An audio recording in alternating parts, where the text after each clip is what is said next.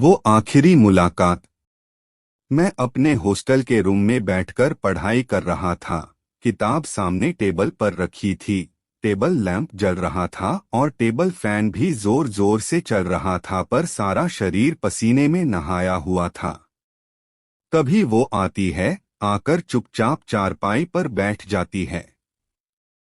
कमरे में सन्नाटा पसरा होता है। लगभग 20 मिनट तक वो भी चुप, मैं भी चुप। वो ये क्या हाल बना रखा है अपना? मैं वही जो तू बना के गई थी वैसा ही है, इससे अलग सब ठीक है। वो नाराज होना, गुस्सा होना जायज है, चाहे तो मुझे मार भी सकता है। मैं तेरी शादी के 3 दिन बाकी हैं, जा अभी यहाँ से। वो अपनी शादी के लिए शॉपिंग कर रही थी। सोचा तेरे लिए कलाई पर बांधने वाली घड़ी ले लूं, तुझे बहुत पसंद है इसलिए ले आई हूं। मैं पसंद तो तू भी है मुझे, खुद को भी ले आना मेरे लिए। वो तू समझता क्यों नहीं है? माँ मर जाएगी मेरी अगर कुछ ऐसा वैसा कर दिया मैंने। मेरे पापा पगड़ी बांधे खड़े हैं, खुश हैं, वो मुंह दिखाने लायक ना रहेंगे किसी के आगे। तू समझता क्यों नहीं है यार, तेरी गुनहगार हूँ, तकलीफ दे रही हूँ, तुझे पता है। तू मुझे मार ले पीट ले, ये देह तेरी ही तो है, मगर इस तरह से बात ना कर। ये सब उसने एक सांस में कह डाला।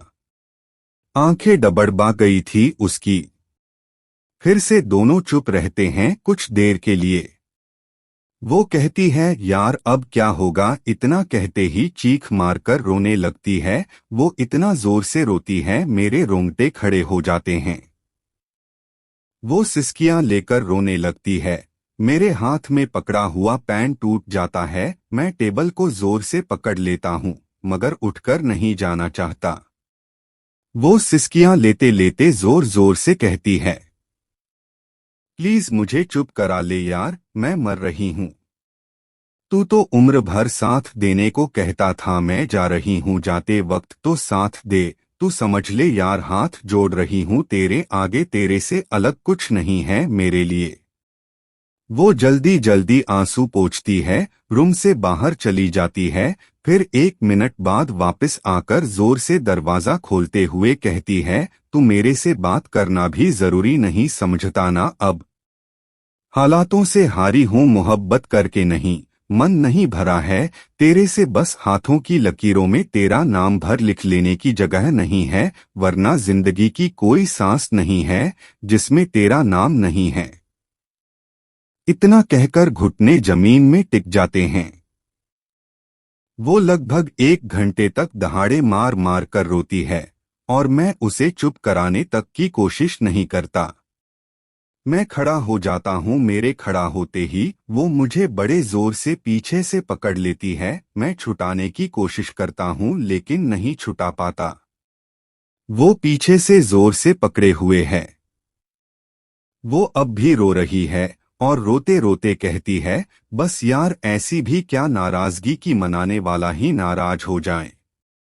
मैं अपना एक बॉक्स खोलता हूँ, उसमें वो सारे तोहफे थे जो 5 साल के रिलेशनशिप के दरमियान उसने दिए थे। मैंने उससे कहा इनको ले जाना जाते समय।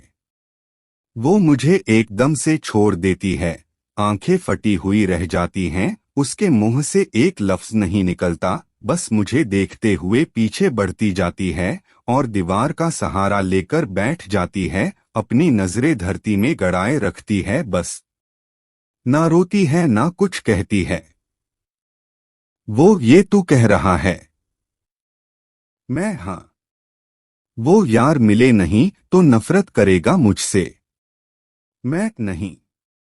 वो याद करना, वो पल तेरी गोद में पड़ी थी निर्वस्त्र, देह पर एक कपड़ा नहीं था, और ये सारे तोहफे देने की तारीखें मुझे गिनवा रहा था, और कहा था तूने जिंदगी भर सीने से लगा कर रखूंगा, मिलना ना मिलना तो मुकद्दर की बात है। मैं कहने वाली बातें याद ना कर, कहा तो तूने भी बहुत कुछ कहा था। वो सारे तोहफे संभालने लगती है, इकट्ठा करके ले जाने लगती है, और वो आराम आराम से चली जाती है। उसके जाते ही मैंने दरवाजे का कमरा बंद करके इतना जोर से चीखता हूं कि कमरे की दीवारें तक सिहर उठती हैं। रोते रोते कहता हूं, हो सके तो मुझे माफ करना, मेरी तेरे से ऐसे बात करना भी मजबूरी थी। सोच लेना नफरत करने लगा था मुझसे, देह की जरूरत थी मिल गई, और अब आगे नहीं मिलेगी ऐसा सोच के मुझसे बात नहीं कर रहा, और यही सोचकर नफरत कर लेगी मुझसे, पर खुश तो रहेगी। वरना तेरे से जरूरी तो सांस तक नहीं है। मोहब्बत तेरे से थी और तेरे से है। तभी दरवाजा खटखटाया जाता है। जोर से मैं दरवाजा खोलता हूं, सामने वही खड़ी थी और कहती है, मुझे पता था तू ऐसा बिल्कुल नहीं है जैसा दिखाने की कोशिश कर रहा है। इतना कहकर वो जोर से लिपट जाती है। कहती है, एक आखिरी ख्वाहिश है, पूरी करेगा? मैंने कहा, हाँ बोल।